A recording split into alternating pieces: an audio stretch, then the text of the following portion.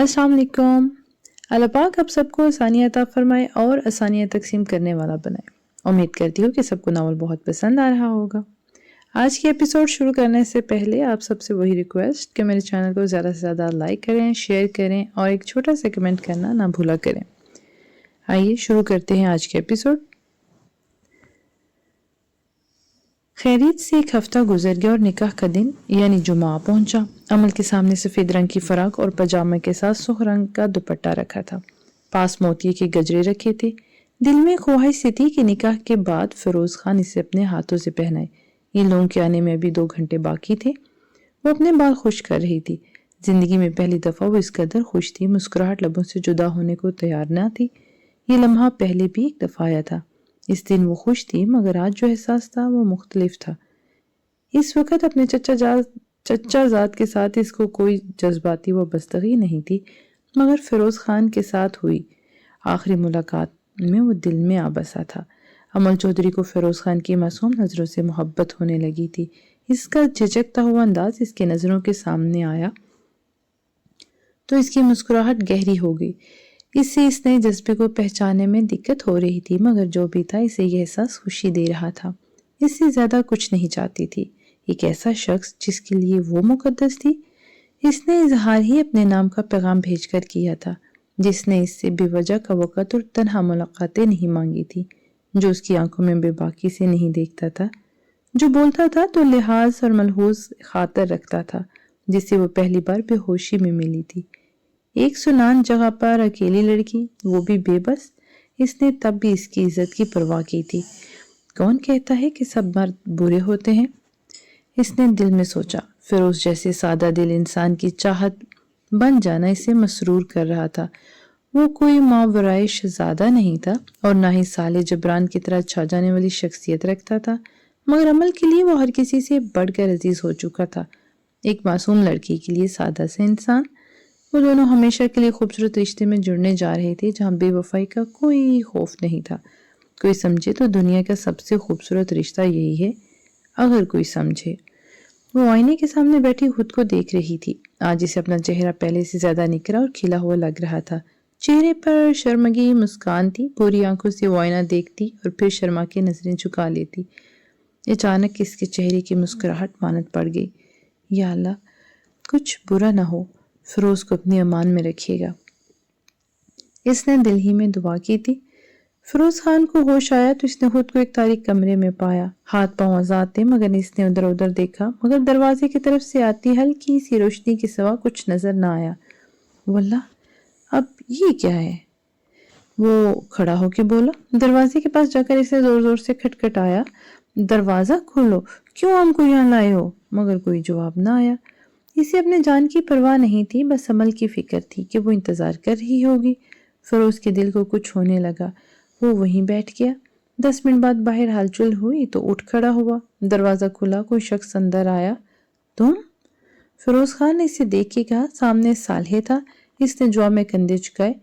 मुझे यहाँ क्यों लाए हो? फिरोज ने बराह रास्त सवाल किया। ताकि तुम्हारा निकाह ना हो सके, दो बदू जवाब आया। और तुम ऐसा क्यों चाहते हो? फिरोज खान ने अबरू झुकाए। इस सवाल का जवाब सालेह ने सोचने के अंदाज में चेहरे के जाविये बनाए। इस सवाल का जवाब यह है कि अमल मुझे पसंद करती है। झूठ बोलते हुए उसकी जुबान जरा भी न लड़खड़ाई। अच्छा, फिर वो मुझसे शादी करने पे क्यों मादा हुई? फिरोज खान के चेहरे पे तंज वाले तासुरात थे। अपने घर वालों के दबाव में आकर सालेह जबरान ने एक और तीर फेंका।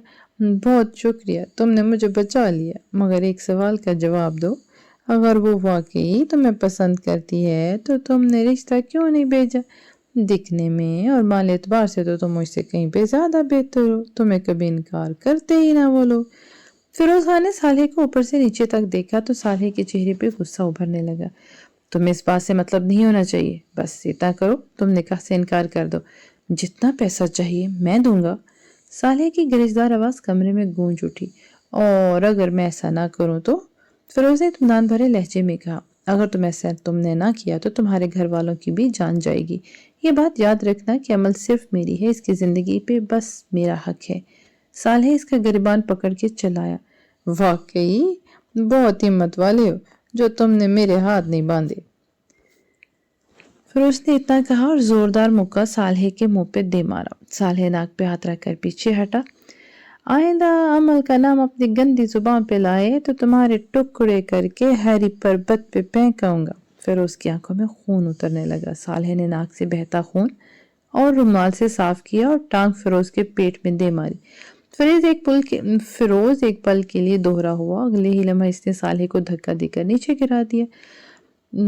तुम ऐसे नहीं मानोगे, साल्हे उठते हुए बोला और जोर से बाजू फिरोज के मुंह पे दे मारा। फिरोज के होंठ से खून निकलने लगा। इसने मुड़ के साल्हे के घुटने पे टांग मारी तो साल्हे दर्द से दोहरा होता नीचे बैठ गया। उम्मीद करता हूँ तुम अमल का ख्याल दिल से निकाल दोगे, फिरोज ने होंठ से निकलता खून साफ करते हुए कहा। खेल अभी खत्म नहीं हुआ। साल्हे हंसा और पिस्तौल निकाल के फिरोज पे तान ली। अमल के लिए मैं कुछ भी कर सकता हूँ, कुछ भी, समझे, जान भी ले सकता हूँ। साल्हे जुनूनी अंदाज में बोल रहा था। लगता है मुझसे पहले किसी पठान से पाला नहीं पड़ा। हम इन चीजों से नहीं डरते, मारना है तो मार दो। मेरी आखिरी सांस के वक्त भी मेरी आंखों में खौफ की कोई रमक नहीं देखोगे। और अमल, इसकी जिंदगी में आने वाला आखिरी मर्द मैं हूँ। मैं ना रहा तो वो किसी को भी कभी नहीं अपनाएगी, और तुम्हें तो मैं तो बिल्कुल नहीं। फिरोज खान की आंखों का इत्मीनान देकर साल्हे तलमला उठा। इसने पिस्तौल को इसके माथे पे रख दिया। इससे पहले कि वो फायर करता इसका मोबाइल बज उठा। ये पिछले 1 घंटे से वक्फे से बज रहा था मगर साल्हे ने रिसीव नहीं किया। अब इसने फिरोज खान की आंखों में देखते हुए मोबाइल कान से लगा लिया। व्हाट रबिश डैड, मैं बिजी हूँ, वो पहले ही बोल पड़ा मगर अगली बात सुनते ही इसके चेहरे का रंग 1 सेकंड के 1000वें हिस्से में तब्दील हुआ। वर्दा, वो बस इतना ही बोल सका। हमेशा की तरह आज गहरे बादल छाए हुए थे। अमल को फिजा में उदासी सी महसूस हो रही थी। इस खूबसूरत वादी में इसे कभी ऐसा महसूस नहीं हुआ था मगर आज दिल मामूल से ज्यादा धड़क रहा था। निकाह का वक्त हो चुका था और वो लोग अभी तक नहीं आए थे। अमल सच संवर के बैठी थी। चौधराइन और इसके भाई इसकी बलाएं ले रहे थे। अभी तक ये लोग आए क्यों नहीं? चौधरी साहब खान बाबा से बात करते कमरे में दाखिल हो रहे थे। शादी ब्याह के मामलों में देर सवेर तो हो जाती है, इंशाल्लाह आते ही होंगे। खान बाबा ने उन्हें तसल्ली दी मगर ये सुनकर अमल के दिल में फिर से खौफ उभरने लगा। मनहूस है आपकी बेटी। कुछ पुरानी आवाजें इसके इर्द गिर्द गर्दिश करने लगी। ये जन्म जली मेरे बेटे को ही खा गई। इस दिन चच्ची बहन करते हुए 17 साल अमल को कोस रही थी। तौबा तौबा, ये तो अपने भाइयों को भी बर्बाद कर देगी। औरतें कानों को हाथ लगा रही थी। शक्ल देखो कितनी मासूम, और नसीब कैसा काला है इसका। और वो ये सब बातें कोने में बैठकर सुन रही थी। इसने हथेलियां आंखों के सामने की जहां मेहंदी लगी थी। बहुत गहरा रंग आया था। बस थोड़ी देर पहले ही तो सहेलियों ने कहा था कि तुझसे सब बड़ा प्यार करेंगे, और अब वो उजड़ा हुआ घर देख रही थी। इसने एक पत्थर उठा के अपना हाथ रगड़ना शुरू कर दिया। इतना रगड़ा कि हाथ खून आलूद हो गए। ये क्या कर रही है मेरी बच्ची? चौधराइन ने तड़प के इसके हाथ चूमे थे। और फिर जब एक और जगह रिश्ता हुआ था, वो दुल्हन बनी बैठी थी, बारात नहीं आएगी। जाने किसने आके ये मनहूस खबर सुनाई थी। वजह मालूम हुई कि लड़की को सख्त बुखार है, वो चलने फिरने या बोलने के काबिल भी नहीं।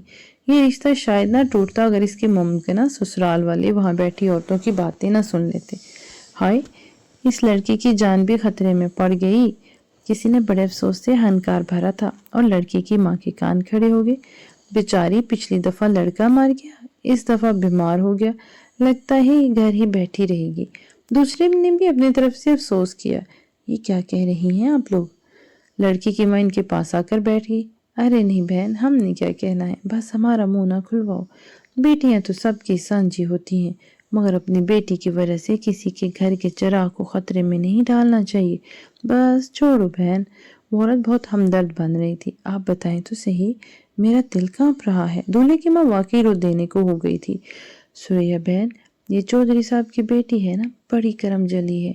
जिससे रिश्ता होता है वो या तो मर जाता है या बीमार हो जाता है। सब कुछ आपके सामने ही तो है। हाय बेचारी बच्ची कैसे कैसे दुख सह रही है। दूसरी औरत ये कहकर वहां से हट गई और बस रिश्ता टूट गया। वो ख्यालों से बाहर आई। इसके सर में दर्द हो रहा था। मुश्किल से फराक संभालते वो अपने कमरे में चली गई। صوفے پہ بیٹھتے ہوئے اس نے چکرا کے سر پہ ہاتھ رکھا، آنکھوں کے گوشے بھیگنے لگے تھے۔ وہ چاہ کے بھی اپنے دل کو اس خوف سے نکال نہیں پا رہی تھی۔ نہیں اللہ پاک، بے شک مجھے تنہا چھوڑ دیں مگر فیروز کو کچھ نہ ہو، میں کبھی خود کو معاف نہیں کر پاؤں گی۔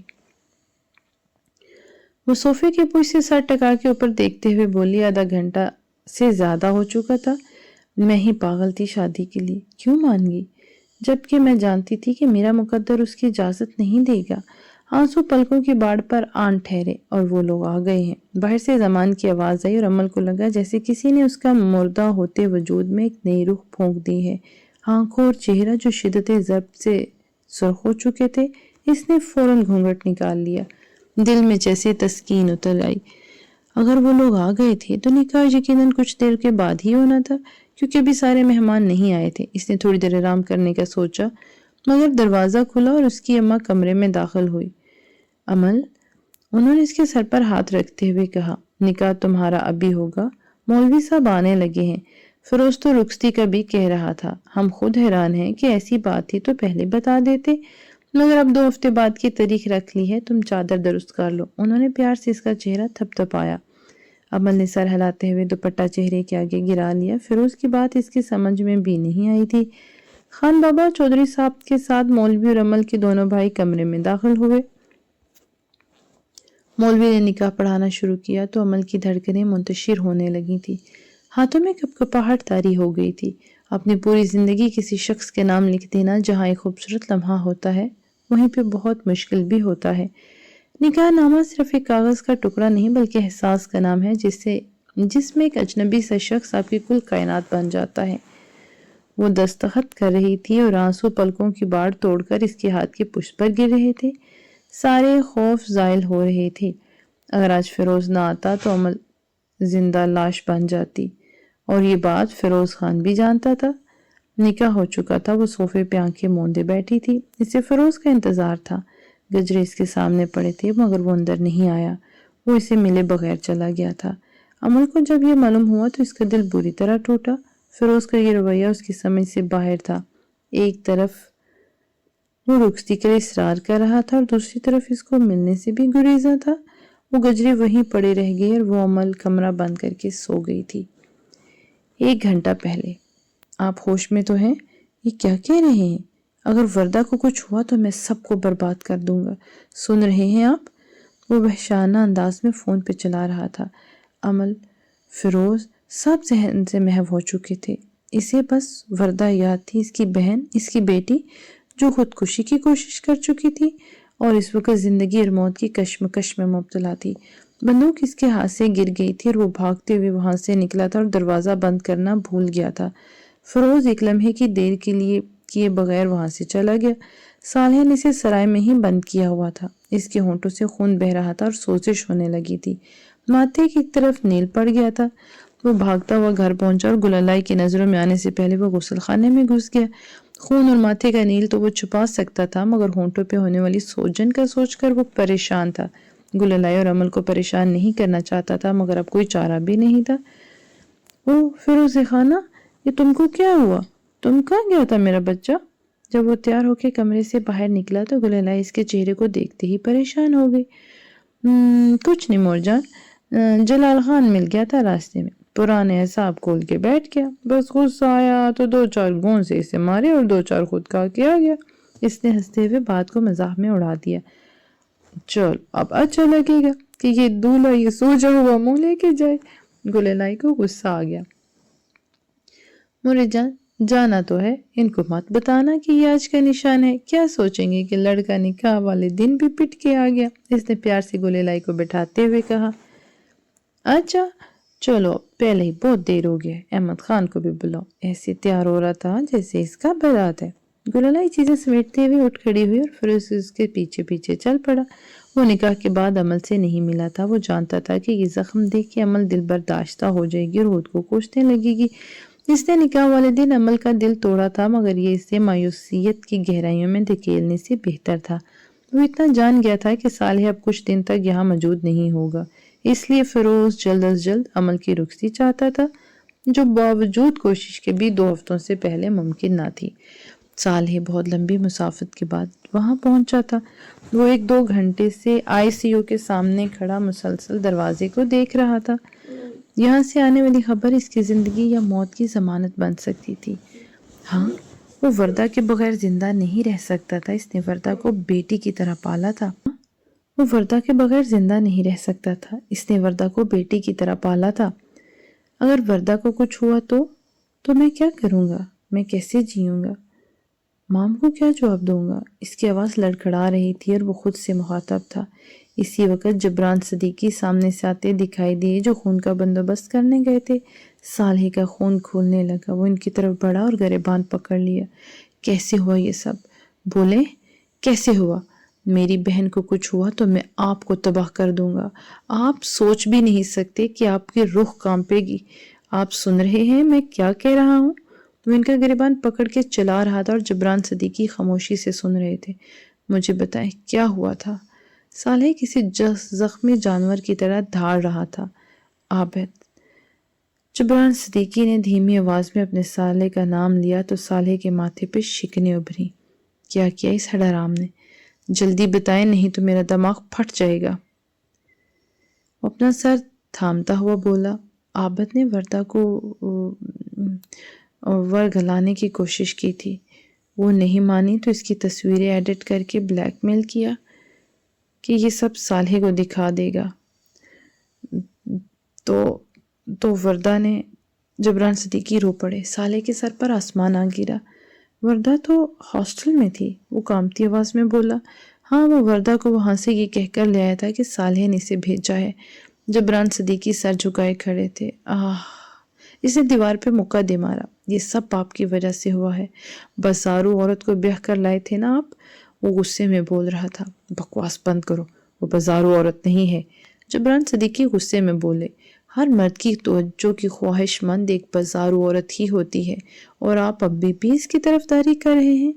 एक दफ़ा मेरी बहन को होश आ जाए, इस औरत और इसके भाई को मैं इस दुनिया में कहीं पनाह नहीं मिलेगी। वो इस वक्त किसी को भी कत्ल कर सकता था। वो बेंच पर बैठ गया था, दोनों हाथों में सर दिए वो आके को झुका हुआ था। आंखों से टिप टिप आंसू बह रहे थे। मेरी मासूम प्रिंसेस। सोच में डूबी हुई आवाज उभरी। बस एक दफा भाई के पास आ जाओ, मैं तुम्हारे मुजरमों को तड़पा तड़पा के मारूंगा। वो तेज तेज सांसें ले रहा था। आईसीयू का दरवाजा खुला। साले बिजली किसी तेजी से उठ के इसकी तरफ बढ़ा। डॉक्टर, मेरी बहन वो ठीक है ना? होश में आ गई है? वो बेताबी से पूछ रहा था तो डॉक्टर ने नजर उठा के इस खूबरू शख्स को देखा। सारी वजाहत के बावजूद वो इस वक्त किसी फकीर से ज्यादा उजड़ा हुआ लग रहा था। चेहरे पे हिस्सों मलाल और फिक्र, आंखों में बेकरारी से भरे आंसू। डॉक्टर्स के लिए भी ये लम्हा बहुत मुश्किल होता है जब किसी को उसके प्यारे की मौत की खबर देनी हो। I am sorry. डॉक्टर इसका कंधा थपथपा के आगे बढ़ गया तो जबरान सदीकी सोफे पे बैठा और सालेह वो गिरने के अंदाज पे जमीन पे घुटनों के बल बैठ गया। हर तरफ खामोशी हो गई। इसने अपने सर को दोनों तरफ से थामा। कोई आवाज नहीं आ रही थी। जबरान सदीकी के रोने की आवाज भी नहीं। आसपास चलते लोगों का शोर भी नहीं। पास सड़क पे ट्रैफिक भी खामोश थी। वो फटी फटी नजरों से आईसीयू की तरफ देख रहा था, जहां से एक स्ट्रेचर पे वर्दा का मुर्दा वजूद उसके सामने लाया जा रहा था। सालेह का दिल चाहा कि वो अपनी आंखों में कांच मार ले, अपने कानों को बंद कर ले, कोई आवाज इसे सुनाई ना दे। बस एक आवाज थी, भाई आप मुझे मिलने कब आ रहे हैं? इसने इतने प्यार से पूछा था और इसने जल्दी मिलने का वादा किया था, मगर नहीं मिल सका। वो इसके वादे की आस पे इस दरिंदे के साथ चली आई थी। सालेह चिल्लाया था बहुत जोर से। दिल में गुबार भरने लगा था। आसपास के लोगों ने रुक के इस बिखरे शख्स को देखा। वो स्ट्रेचर के पास जमीन पे बैठा। वर्दा का हाथ नजर आ रहा था। इसने कांपते हाथों में इसका सर्द हाथ थाम लिया। वो इसे हरकत देने की कोशिश की, जैसे यूं कि वो जाग जाएगी। वो नहीं जागी। इसने अपना हाथ अपने होंठों पे लगाया, फिर माथे पे लगाया। इसके आंसू वर्दा के हाथ को भुगोने लगे। वो हिचकियां लेके रो रहा था और इसकी दुनिया उजड़ चुकी थी। वर्दा मेरी जान। वो लड़खड़ाता हुआ उठा, इसके चेहरे से कपड़ा हटा के प्यार से गाल से हिलाने लगा। दिल में दर्द भरने लगा था। एक दफा आंखें खोल दो, صرف مجھے ایک دفعہ بھائی بول دو، دیکھو اب میں کہیں نہیں جاؤں گا۔ وہ بوجھل ہوتی آواز کے ساتھ بول رہا تھا، وردہ میرا سانس رک رہا ہے، تمہارا بھائی مر جائے گا، اللہ کے لیے ایک دفعہ اٹھ جاؤ۔ اپنوں کی جدائی اچھے بھلے انسان کو کیا بنا دیتی ہے۔ آخر تھک کر اس نے اس کے ماتھے پہ بوسہ دیا اور کپڑا واپس چہرے پر ہی ڈال دیا۔ وہ ایمبولینس سے میت نکال رہے تھے اور 7 سال اسپاٹ چہرے اور سرخ و سرد آنکھوں کے ساتھ اتر رہا تھا۔ بال ماتھے پہ بکھرے تھے، ایک بازو فولڈ اور دوسرے کے بٹن کھلے تھے۔ وہ مسلسل میت کے ساتھ چلتا ہوا دیوانوں کی طرح اسے دیکھ رہا تھا، اور وہ دور کھڑی زرمین خوف سے صالح کو۔ میت کے ارد گرد بہت سے لوگ بیٹھے تھے اور ان لوگوں سے دور آخری سیڑھیوں پہ صالح ایک طرف سر ٹکائے بیٹھا تھا۔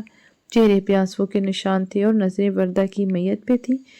وہ ہو بہو اپنی ماں جیسی تھی، ویسے ہی نئے نقش، وہی بولنے کے انداز اور وہی معصومیت۔ اس کی صرف بہن نہیں مری تھی، بلکہ اس نے ایک دفعہ پھر اپنی ماں کو کھو دیا تھا، اس نے اپنی بیٹی کو کھویا تھا۔ مرد کے آنسو جھوٹے نہیں ہوتے، وہ تب روتا ہے جب مکمل طور پر ٹوٹ چکا ہو۔ اس کو چھوٹی سی وردہ ادھر ادھر دوڑتی نظر آ رہی تھی، جس کو صالح نے پکڑنا تھا، مگر وہ جان بوجھ کے آہستہ بھاگ رہا تھا تاکہ وردہ جیت جائے، اور وہ جیت جائے گی، اور وہ جیت گئی۔ وہ ایک طرف کھڑی ہو کے خوشیوں سے تالیاں بجا رہی تھی، اور دور کھڑا صالح بظاہر افسردہ مگر حقیقتاً اس کو ہنستے دیکھ کے خوش ہو رہا تھا۔ پھر اس کو سیڑھیوں سے پھسلتی وردہ نظر آئی۔ صالح بائک پہ آ رہا تھا، اس کو گرتے دیکھ کے اس نے چلتا بائک چھوڑ دیا اور اس کے اپنے پاؤں پہ چوٹ لگی، مگر وہ پرواہ کیے بغیر وردہ کو اٹھا کے لنگڑاتا ہوا ڈاکٹر کے پاس چلا گیا۔ بھائی جنازہ لے کے چلیں؟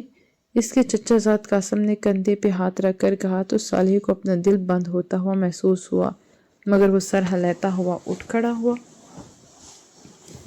وہ قبر کے پاس تھا، ابھی وردہ کو دفنایا گیا تھا۔ وہ اس گہری قبر کو دیکھ رہا تھا اور مٹی پہ ہاتھ پھیر رہا تھا۔ جبران صدیقی اس کے برابر بیٹھے تھے۔ یہاں رہے گی میری وردہ؟ اس نے مٹھی کو مٹی سے بھرا اور پھر آہستہ آہستہ زمین پر پھینکنے لگا۔ یہ سن کے جبران صدیقی کے آنسوں میں روانگی آ گئی۔ جوان بیٹی کی ایسی موت ان کی روح ہلا گئی تھی۔ یہ جگہ تو بہت گہری اور تاریک ہے ڈیڈ، اسے ڈر لگتا ہے۔ صالح کی آواز رنج سے کانپ رہی تھی۔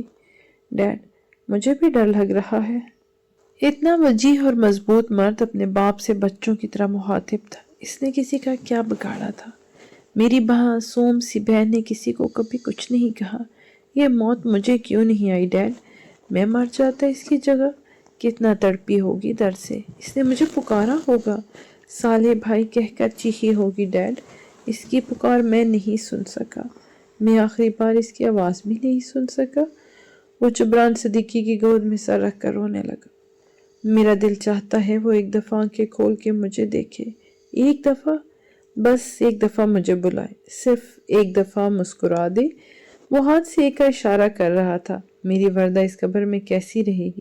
وہ چھوٹی سی تھی، اس کے اندر اپنی جان لینے کی ہمت کیسے آئی؟ وہ ہچکیاں لے رہا تھا، اور پھر وردہ کو دفنا دیا گیا۔ صالح نے آخری دفعہ اس کا چہرہ دیکھا جس پہ سکون تھا، مگر جو اس طرح صالح کے دل میں تھا وہ اس سے پیچھا نہیں چھڑوا سکتا تھا۔ صالح کے دل میں ٹیسیں اٹھ رہی تھیں، ایسا درد جان لیوا ہوتا ہے۔ اس کے آنسو تھم گئے تھے۔ اس نے اپنی جگہ سے کھڑے ہو کر ادھر ادھر نظر دوڑائی اور پھر ایک طرف چلا گیا۔ وہ زمین پہ بیٹھ کے پانی میں پتھر پھینک رہی تھی جہاں کچھ جگہوں پر برف جمی تھی۔ ہوا اور پانی کا ہلکا سا شور مل کے سر اور سنگیت بکھیر رہا تھا۔ ہر طرف خوشیوں کا بسیرا تھا، مگر وہ اداس تھی۔ آج نکاح کو 3 دن ہو چکے تھے۔ اس نے احمد خان سے باتوں باتوں میں پوچھا، جسے اس نے کمال ہوشیاری سے ٹال دیا۔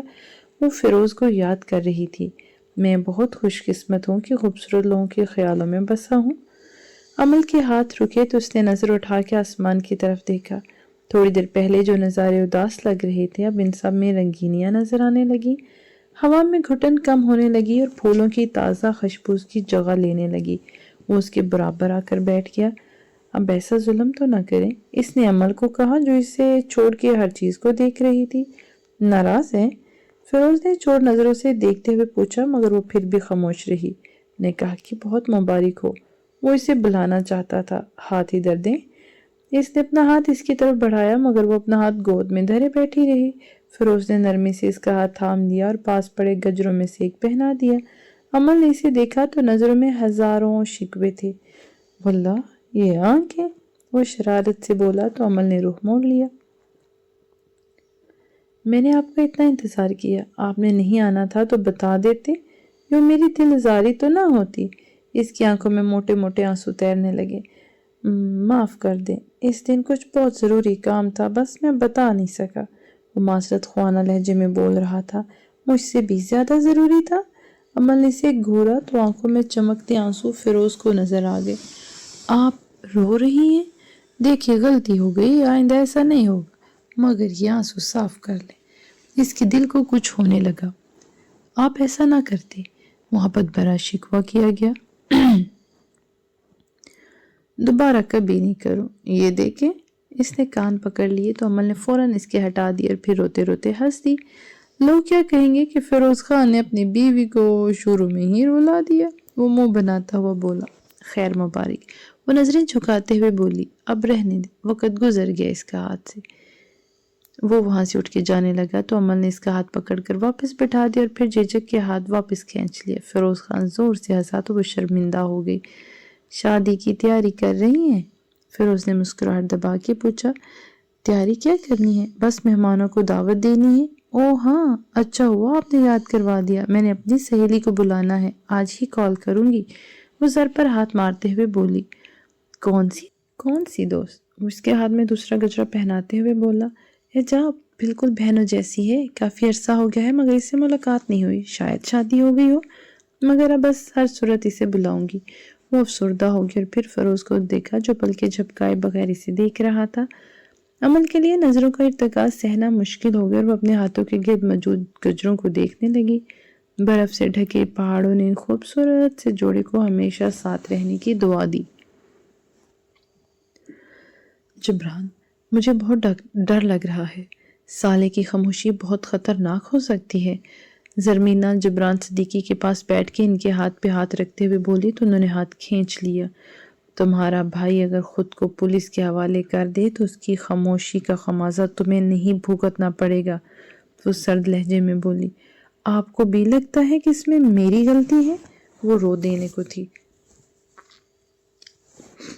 زرمینہ بیگم، میں نے اپنی بیٹی کو کھویا ہے، اس نے اپنی بہن کو کھویا ہے، تم ہمارا درد نہیں سمجھ سکتی۔ یقین مانو ایک لمحے کے لیے بھی تمہارا ساتھ گزارنے کو دل نہیں چاہتا۔ ایک دفعہ تفتیش ہونے دو، تمہارا ذرا سا بھی نام نظر آیا تو ساری زندگی کے لیے قید کر دوں گا تمہیں، وہ غصے سے کہتی وہاں چلے گئے۔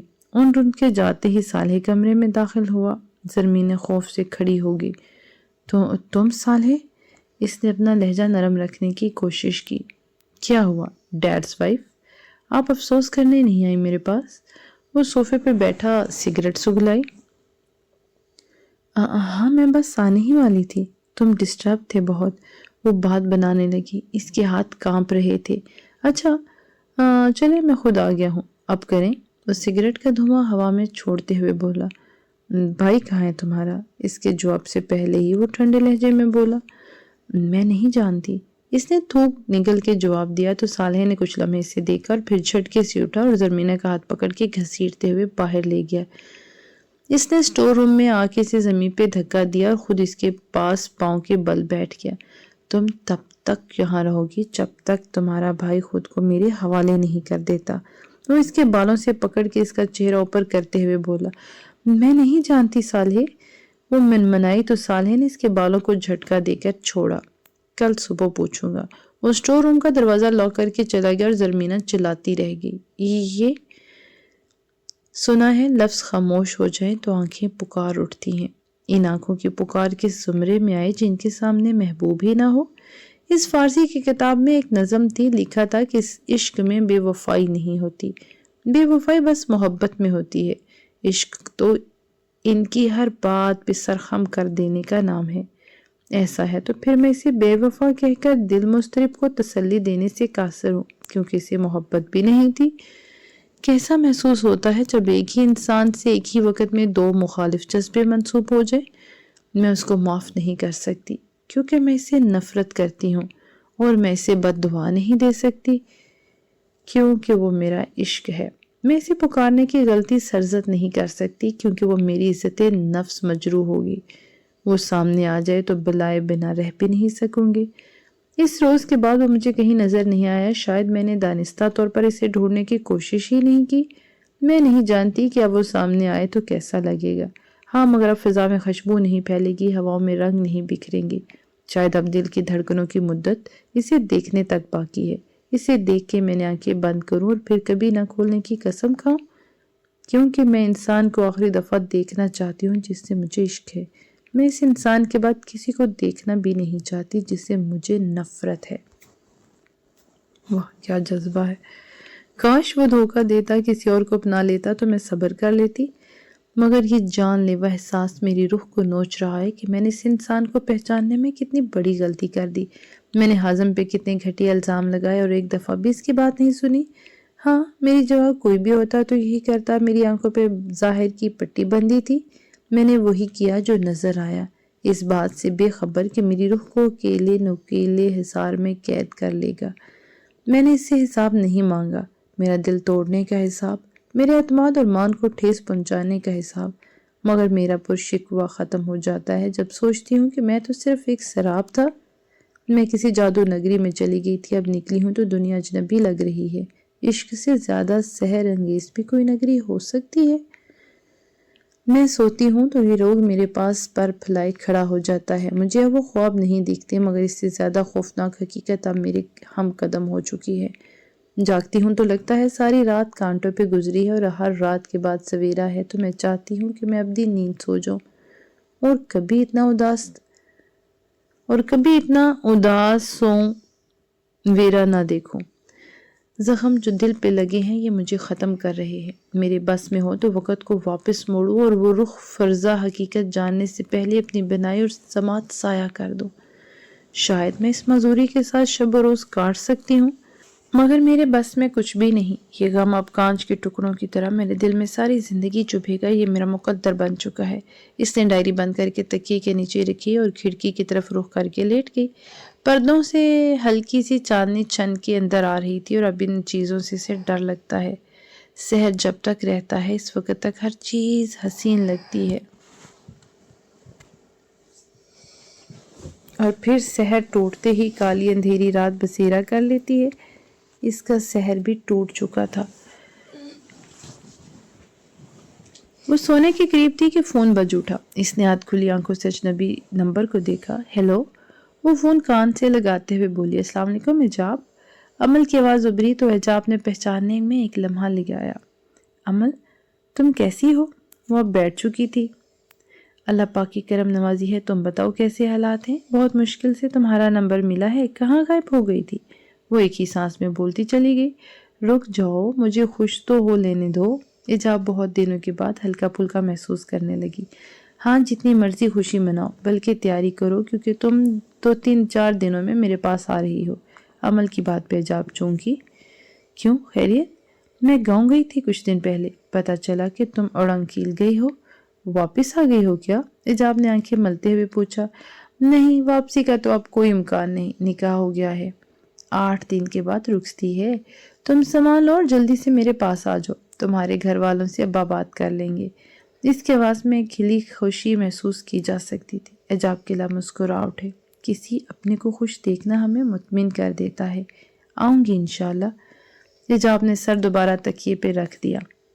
کمرے کی دیوار پہ وردہ کی بڑی سی تصویر لگی تھی جس میں مسکراتی ہوئی وردہ کے پیچھے دور صالح کھڑا تھا جو تصویر خراب کرنے کے لیے چہرے کے عجیب سے زاویے بنا رہا تھا۔ وردہ کو یہ تصویر بہت پیاری تھی، اسی لیے اس نے اپنے کمرے میں بالکل سامنے لگوائی تھی۔ صالح ہاتھ باندھے کھڑا تھا۔ تمہارے قاتل کو عبرت کا نشان بنا دوں گا۔ صالح نے مٹھیاں بھینچ لیں۔ میری معصوم بہن، جس درد سے گزری میں اس شخص کو ایسا درد دوں گا۔ صالح نے دھاڑتے ہوئے پاس پڑا شیشے کا گلاس زمین پہ دے مارا اور پھر لمبے لمبے ڈھنگ بھرتا باہر نکل گیا۔ وہ سیدھا سٹور روم میں آیا تھا اور زرمینیں دیوار کے ساتھ لگ کے بیٹھی تھی۔ ہاں، پھر کیا سوچا تم نے؟ بقیہ زندگی سٹور میں گزارنی ہے یا میری بہن کے مجرم کو ٹھکانہ بتاؤ گی؟ وہ اس کے سامنے کرسی کھینچ کے بیٹھ گیا تو وہ تھوڑا جھکے سے دیکھنے لگا۔ میں نہیں جانتی، میرا یقین کرو بیٹا، زرمینہ نے نکاہت زدہ آواز میں جواب دیا۔ وہ کل سے بھوکی تھی، پیاس کی شدت سے گلے میں کانٹے چبھ رہے تھے۔ بکواس بند کرو اور یہ اچھی عورت بننے کا ناٹک میرے سامنے نہیں چلے گا۔ 4 دن ہو گئے ہیں میری بہن کو گئے، اور اب 1 دن اور گزرا تو تمہاری موت کا دن ہوگا۔ وہ نرم لہجے میں بولا، مگر اس کی آواز کی کاٹ سے زرمینہ کی ریڑھ کی ہڈی میں خوف کی لہر دوڑ گئی۔ میں نہیں جانتی، وہ کپ کپاتی ہوئی آواز میں بولی تو صالحہ نے آگے ہو کے اس کے بالوں کو مٹھی میں جکڑ لیا۔ وہ کراہنے لگی، اس خبیث کو بچا رہی ہو جو تمہیں ہمارے رحم و کرم پہ چھوڑ کر فرار ہو گیا ہے؟ تم میری بات کو سنجیدگی سے نہیں لے رہی۔ کچھ برا کروں گا تو ہی بولو گی تم۔ صالح اس کے چہرے کے قریب چہرہ کر کے غرایا۔ اس سے پہلے کہ وہ زرمینے کو دیوار پہ دے مارتا اس کا موبائل بج اٹھا۔ ہیلو، اس نے زرمینہ کے بال چھوڑ دیے۔